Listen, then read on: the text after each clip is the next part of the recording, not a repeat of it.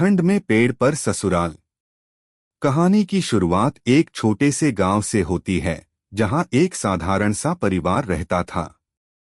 गांव के पास एक घना जंगल था, जो सर्दियों में और भी सुंदर हो जाता था। जब बर्फ गिरती तो पेड़ पौधे सफेद चादर में लिपट जाते और ठंडी हवा सबको सिहरन देने लगती थी। इसी जंगल के बीच एक छोटा सा घर था, जहां महेश और उसकी पत्नी रानी रहते थे। महेश एक अच्छा किसान था और रानी अपने घर की चूल्हा चौका करती थी।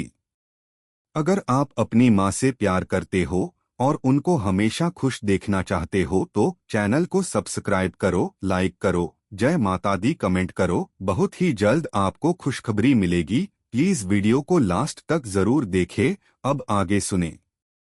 महेश और रानी के बीच बहुत प्यार था और उनकी जिंदगी सरल लेकिन खुशहाल थी।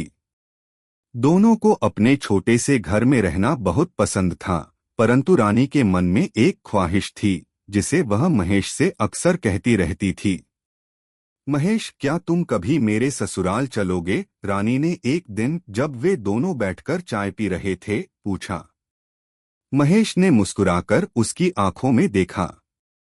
तुम्हें किसने कह दिया कि ससुराल दूर है? मेरा तो यही मानना है कि ससुराल उसी जगह होता है जहां तुम्हारा दिल हो। रानी कुछ पल चुप रही, फिर बोली, यह जो जंगल है न, वही मेरा ससुराल है। जहां ठंड हो, जहां पेड़ पौधे हों, जहां सर्दी में बर्फ गिरे, वही मेरा ससुराल है। महेश ने चौंकते हुए कहा, तुम्हारे ससुराल में तो बहुत ठंड होगी, रानी। रानी हंसी, ठंड तो मौसम का हिस्सा है, महेश। ठंड में जो गर्माहट होती है, वही ससुराल की असली पहचान है। महेश को रानी की बात में कुछ अलग सा लगा।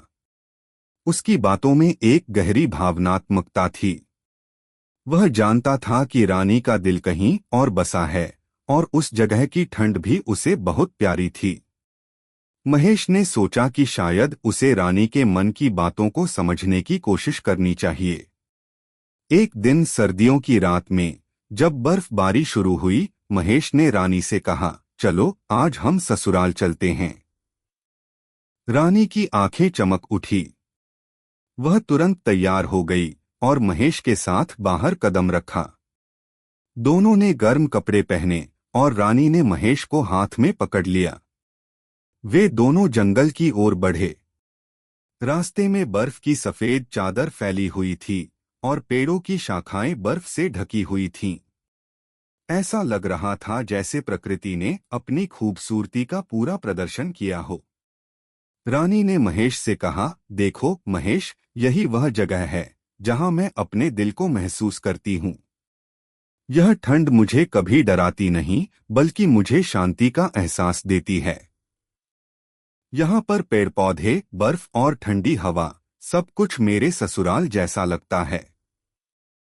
महेश ने देखा कि रानी के चेहरे पर एक संतोष था जो उसने पहले कभी नहीं देखा था। उसकी आंखों में एक अजीब सी चमक थी, जो मानो उसकी आत्मा की गहराइयों से निकलकर सामने आ रही थी।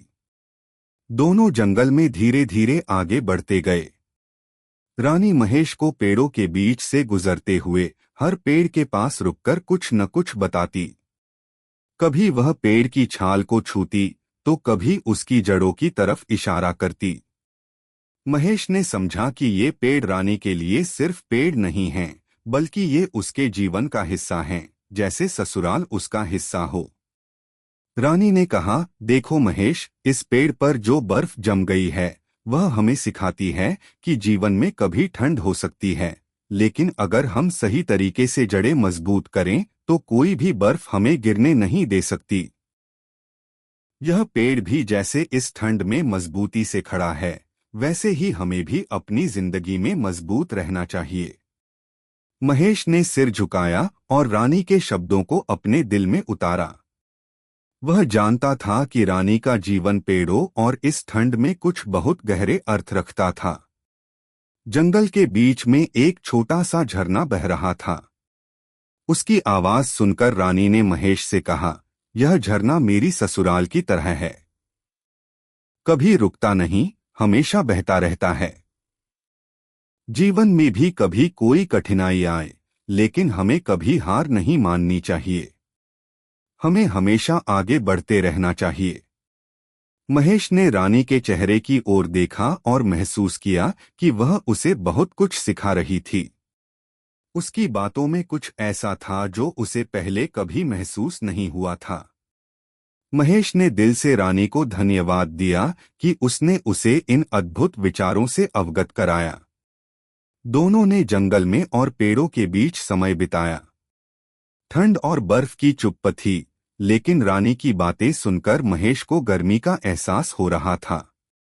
उसे समझ में आया कि ससुराल कभी भी दूर नहीं होता, वह हमेशा हमारे भीतर होता है। यह ठंड, ये पेड़, ये बर्फ, यही वह जगह थी जहां रानी का दिल बसा था। और अब महेश भी समझ चुका था कि रानी का ससुराल केवल एक स्थान नहीं, बल्कि एक भावना थी। रानी और महेश दोनों को लगा कि इस ठंड में, पेड़ों के बीच, वे अपने जीवन के सबसे महत्वपूर्ण सत्य को समझ गए थे। ठंड और सर्दी में गर्मी का एहसास होता है, और यही असली ससुराल है। यह अनुभव महेश और रानी दोनों के जीवन का अहम हिस्सा बन गया। वे जान गए थे कि ससुराल किसी घर या स्थान का नाम नहीं होता, बल्कि वह हर उस जगह होती है जहां दिल और रिश्ते सच्चे होते हैं। अगली सुबह जब वे घर लौटे तो महेश ने रानी से कहा, अब मैं समझ गया कि तुम्हारा ससुराल क्या है। यह वह जगह है जहां तुम्हारा दिल हो और जहां तुम्हें सबसे अधिक शांति मिलती हो। रानी मुस्कुराई और महेश का हाथ पकड़ा। अब तुम भी मेरे ससुराल का हिस्सा हो, महेश। यहीं से उनका जीवन एक नई शुरुआत की ओर बढ़ने लगा, और वे जान गए कि असली ससुराल वही है जहां रिश्तों में सच्चाई और प्यार हो। ठंड और पेड़ पौधे उन्हें यह सिखाने के लिए हमेशा याद रहेंगे। कैसी लगी आपको कहानी? प्लीज कमेंट करो, लाइक करो, सब्सक्राइब करो। धन्यवाद।